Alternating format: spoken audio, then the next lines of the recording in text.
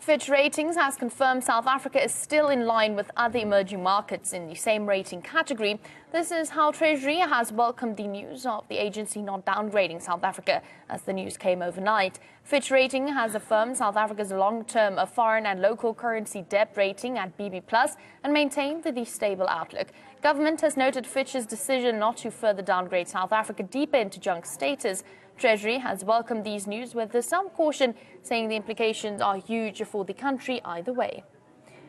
Meanwhile, other rating agencies Moody's and S&P Global will be announcing their rating decision for South Africa today. The announcement could have massive implications for the country. Whether these rating agencies will cut South Africa's debt to junk status have split economists.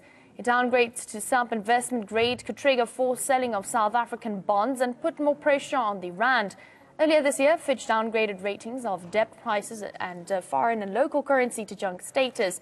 S&P Global has cut only the foreign debt rating, and Moody's has still one notch above sub-investment grade in both cases. The Finance Minister, Malusi Gigaba, has gone out all to ensure that South Africa does not receive a junk status. It's reported that Gigaba recently met with S&P to reassure international rating agencies.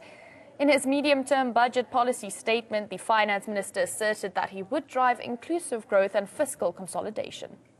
Well, certainly there's a lot of uncertainty, and one can see that reflected in the markets.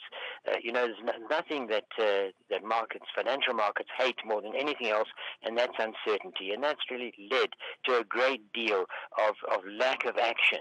I think what we're likely to see is certainly a strong chance that we could get downgraded by both Moody's and S&P. After all, they have not threatened us, but they have said that this is a possibility if there are no improvements.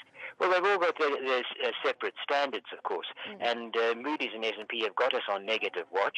In other words, the chances are, if there is a change, that it would be negative and not positive. And I think we've got to look at the fact that some of the warnings that they gave a few months ago at the last ratings have seen no improvement at all.